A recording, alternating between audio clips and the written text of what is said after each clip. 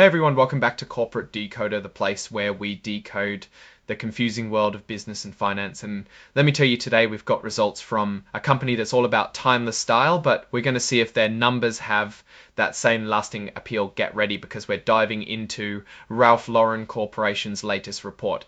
And it seems like their shareholders had a pretty decisive meeting. All right, folks, let's get down to business with Ralph Lauren Corporation. This report covers their annual meeting of stockholders, which happened on July 31st of 2025. Think of this as the company's yearly checkup where shareholders get to weigh in on how things are going and who's running the show. So the big news from the meeting is what the stockholders voted on. They re-elected all the director nominees, which means the current board pretty much kept their seats until the next year's meeting.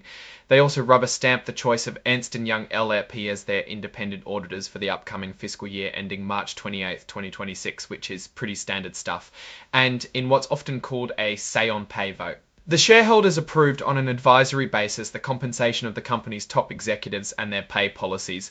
Now let's talk about those directors. The voting results are kind of interesting here. For the Class A directors, Angela Ahrens got a significant number of votes withheld, almost 14 million.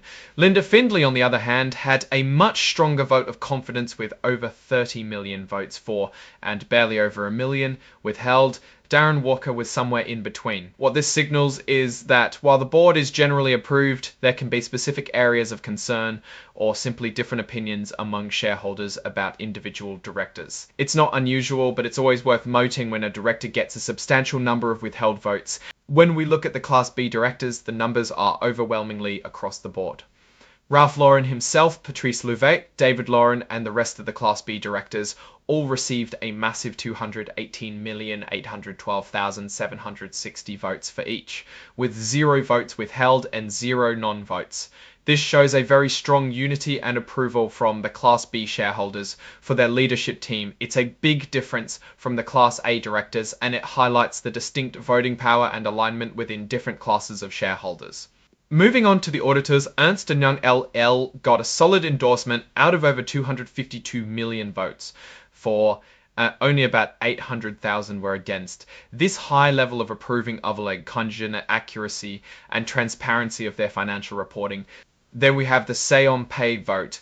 Nearly 248 million votes were in favor of the executive compensation and the company's pay philosophy, with about 2 million votes against, especially in the context of the non-votes from Class A shareholders related to director elections. Do suggest there are shareholders who feel the executive compensation could be better aligned with performance, or perhaps is simply too high. It's a crucial signal for the board and management to consider. And finally, the report is signed off by Justin M. Pikiki, the Chief Financial Officer, on August 4th, 2025. This confirms the official filing of the shareholder decisions by the company's finance leadership. So what's the big picture here for Ralph Lauren? From this filing, we see a company where the top leadership and auditor are strongly supported by all shareholder classes, especially Class B. The Class A directors have a bit more of a mixed reception, which is common in larger corporations. The executive compensation also generally passed, but with a noticeable number of dissenters. This suggests that while the company is functioning smoothly with clear leadership and auditor approval, there's always room for improvement or closer alignment with shareholder expectations regarding executive pay. It's a solid report showing stability, but also hints at ongoing conversations shareholders might be having about director performance and compensation structures.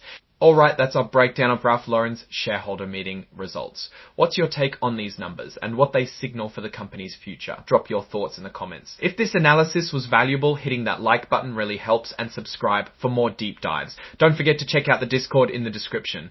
Thanks for watching. See you next time.